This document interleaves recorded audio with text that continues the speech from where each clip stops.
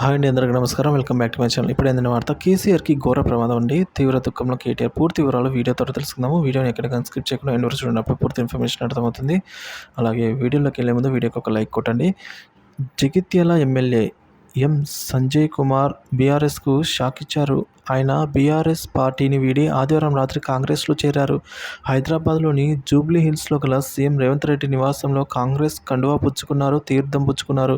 2 రోజుల వ్యవధిలోనే బీఆర్ఎస్కు చెందిన ఇద్దరు ఎమ్మెల్యేలు బీఆర్ఎస్ను వీడి కాంగ్రెస్లో చేరడం చర్చనీయాంశంగా మారింది. ఇప్పుడు సంజయ్ కుమార్ 2014లో టీఆర్ఎస్లో చేరారు. ఆ సమయంలో జరిగిన అసెంబ్లీ ఎన్నికల్లో అప్పటి కాంగ్రెస్ అభ్యర్థి జీవన్ రెడ్డి చేతిలో ఓడిపోయారు.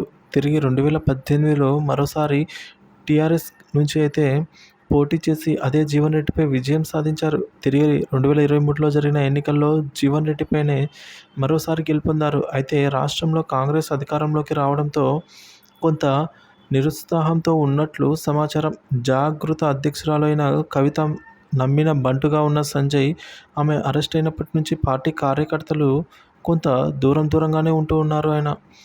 సో ఈ మేరకు మరోవైపు పార్టీ నుంచి గెలిచిన ఎమ్మెల్యేలతో కేసీఆర్ కనీసం సమావేశం కాకపోవడంతో అసంతృప్తిగా ఉన్నట్టు తెలుస్తోంది.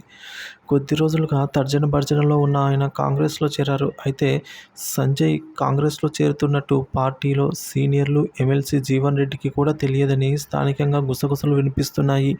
జీవన్ రెడ్డికి తెలియకుండా ఆయన పార్టీలో చేరడంతో జిల్లాలో రాజకీయం మలుపు తిరిగే అవకాశం అయితే ఉన్నట్టు కనిపిస్తుంది ఫ్రెండ్స్.